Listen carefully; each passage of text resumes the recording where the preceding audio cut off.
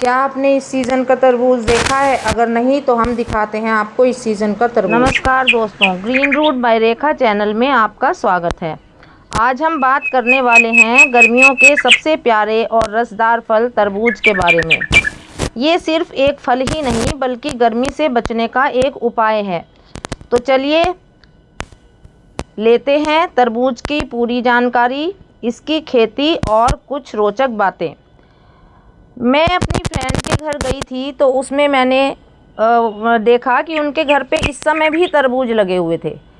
तो मैंने उनसे पूछा कि ये तरबूज इस समय कैसे लग रहे हैं, अभी लगे हैं क्या? तो उन्होंने बताया कि ये अभी लगे हैं। तो मैं देख करके आश्चर्यचकित रह गई कि इस समय कैसे तरबूज लग गए। तो मेरे दिमाग में तुरंत एक आइडिया आया कि मैं क्यों ना इस पे आज एक वीडियो बना दूं। और तरबूज उन्होंने मुझे फ़ोटो भेजी थी, तो मैं उसी के को लेकर के इस वीडियो में दिखाऊंगी आपको, और तरबूज पर आपको पूरी जानकारी आज मैं दे रही हूँ। क्या आप जानते हैं कि तरबूज की शुरुआत अफ्रीका से हुई थी? हजारों साल पहले इसे वहाँ उगाया गया और फिर ये धीरे धीरे पूरे विश्व में फैल गया। इसका जिक्र जो है वो आयुर्वेद ग्रंथों में भी हमें मिलता है। तरबूज को संस्कृत में कलिंग कहा जाता है। आज भारत तरबूज उत्पादन में सबसे आगे है, और आया तो ये अफ्रीका से था, लेकिन आज जो है भारत ही सबसे आगे है तरबूज उत्पादन में। तरबूज कई वैरायटी के होते हैं, वो मैं आपको बताती हूँ। पहला जो होता है वो सामान्य हरा तरबूज होगा। इसमें लाल गूदा होता है, बिल्कुल सामान्य हरे तरबूज में लाल गूदा निकलेगा। पीलापन लिए हुए दूसरे तरह का तरबूज होता है, जो हल्का सा उसके ऊपर पीला स्पॉट पड़ रहता है और बाकी हरा होता है। तीसरा सीडलेस तरबूज होता है, उसमें सीड नहीं होते हैं, बिना बीज का तरबूज होता है वो। चौथा जो प्रकार है इसका वो है पीले गूदे वाला तरबूज, और जिसमें पीला गूदा निकलता है। और पांचवा मिनी तरबूज, मीठे और ज़्यादा रसदार। इन सब की अपनी अलग अलग खासियत है। ये जो मिनी तरबूज होते हैं आजकल ये ही बहुत चल रहे हैं, क्योंकि ये मीठे निकलते हैं, तो इनको ही सब लोग लेना पसंद करते हैं। इन सब वैरायटीज़ की अपनी अलग अलग खासियत होती है। अगर आप किसान हैं या बागवानी का शौक़ रखते हैं और आपके पास ज़मीन है, तो आप तरबूज की खेती कर सकते हैं, जो आपके लिए बहुत लाभदायक होगी, आपको बहुत फ़ायदा होगा उसमें।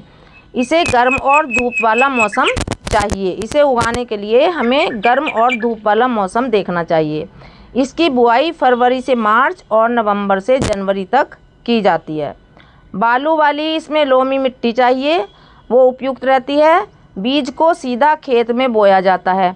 70 से 100 दिन में तैयार हो जाता है तरबूज का पेड़, और फिर तरबूज आने शुरू हो जाते हैं।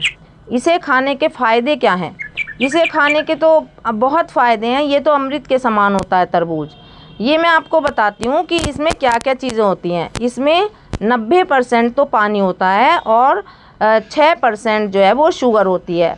तो इतना ज़्यादा पानी होने के कारण शरीर हमेशा हमारा हाइड्रेट रहता है। उसमें मतलब खुश्की नहीं आती, ना हमें प्यास लगती है, हमारा अंदर से हाइड्रेशन पूरा हो जाता है। इसमें जो लाइकोपीन नाम का एक तत्व होता है वो दिल को स्वस्थ रखता है। विटामिन सी होता है जो इम्यूनिटी बढ़ाता है। पोटेशियम होता है जो ब्लड प्रेशर को कंट्रोल करता है, और स्किन को ग्लो देता है, ये थकान को दूर करता है। तो इतने ज़्यादा मतलब इसके हमें फ़ायदे होते हैं अगर हम इसको खाते हैं तो। लेकिन इसमें आपको मैं एक बात बताऊं कि आप इसको अगर सही तरीके से नहीं खाएंगे तो ये नुकसान भी दे सकता है। अब मैं आपको बताऊंगी कि तरबूज खाने का सही तरीका क्या है। तो दोस्तों, लोग तरबूज खाने के बाद पानी अगर पी लें तो ये बहुत ही नुकसानदायक हो जाता है, उनके पेट के लिए हानिकारक है बहुत। तो ये तरीका वो ना अपनाएं। तरबूज हमेशा खाली पेट या खाना खाने के 1 घंटे बाद खाना चाहिए। रात को तरबूज खाने से बचें, रात को ना खाएं। आजकल शादी ब्याह में जब जाते हैं पार्टीज़ में, वहाँ तरबूज और सारे मतलब बिना सीज़न के फल रखे रहते हैं एक तो, और सीज़न भी हो तो रात को तरबूज खाना बिल्कुल गलत है। तरबूज रात को नहीं खाना चाहिए, वो नुकसान देगा। और पार्टीज़ में हमेशा तरबूज लोग खाते हैं। इसे दूध या अन्य भारी भोजन के साथ कभी ना खाएं। मतलब ज़्यादा है, क्योंकि इसको खा के एकदम से हमारा पेट हैवी हो जाता है, क्योंकि इसमें पानी होता है 90%, और शुगर तो बहुत कम होती है इसमें 6%, तो इसलिए इसको शुगर वाले भी थोड़ा तरबूज खा सकते हैं। इसे दूध या अन्य भारी भोजन के साथ भी नहीं खाना चाहिए। दिन में 2-3 पीस तरबूज काफ़ी है। मतलब ये ना हो कि आप बहुत सारा भर के बैठ गए अपना पूरी की पूरी बाउल लेके और पूरा खाने लगे, ये इतना ज़्यादा खाने से आपके पेट को भारी करेगा। अब मैं आपको बताऊंगी तरबूज से जुड़ी कुछ मज़ेदार बातें। चीन जो है वो दुनिया में सबसे ज़्यादा तरबूज खाता है। ये सबसे एक बात तो ये है सबसे मज़ेदार कि चीन में सबसे ज़्यादा तरबूज खाया जाता है। सबसे बड़ा तरबूज वो बताऊं कितने किलो का होता है? 120 किलो का। सबसे बड़ा तरबूज 120 किलो का पाया गया। तरबूज के बीज भूनकर खाने से एनर्जी मिलती है, ये भी एक बढ़िया बात है। तो आप तरबूज के बीज खाएं और उससे एनर्जी प्राप्त करें। तरबूज जो है वो 90% वाटर और 6% शुगर से बना होता है, तो ये इसीलिए फ़ायदेमंद होता है। इसे समर फ्रूट और नेचुरल ड्रिंक कहा जाता है। आप इसको अगर मिक्सी में इसको चला देंगे तो ये बिल्कुल पानी बन जाएगा। मतलब ये आपने देखा होगा कि जैसे ही आप इसको पकड़ते हैं एकदम से ये पिघलने लगता है, तो ये पानी बनने लगता है। तो इसका आप ड्रिंक बनाकर भी पी सकते हैं, जो बहुत ही फ़ायदेमंद होगा। इससे कई प्रोडक्ट्स भी बनते हैं, जैसे तरबूज का जूस बना सकते हैं, स्मूदी बना सकते हैं, सलाद बना सकते हैं, शरबत बना सकते हैं, आइसक्रीम बना सकते हैं। और ये सारे प्रोडक्ट इससे जब बनेंगे तो आपको बहुत ही टेस्टी लगेंगे और बहुत ही बेनिफिशियल होंगे आपके लिए। बीज से तेल और स्नैक्स बना सकते हैं हम।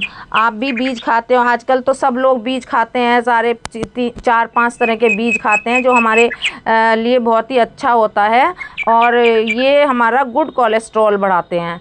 तो ये तरबूज के बीज भी आप इसको फ्राई थोड़ा सा भून लें, रोस्ट कर लें, ड्राई रोस्ट, और उसको खाएं रोज़, तो बहुत फ़ायदा करेगा। तरबूज के छिलकों से अचार बनाया जाता है, मुरब्बा भी बनाया जाता है। ये तो आपको पता ही नहीं होगा शायद कि तरबूज के छिलकों का भी यूज़ किया जाता है, इससे अचार और मुरब्बा बनाया जाता है। तो ये थी तरबूज की पूरी जानकारी।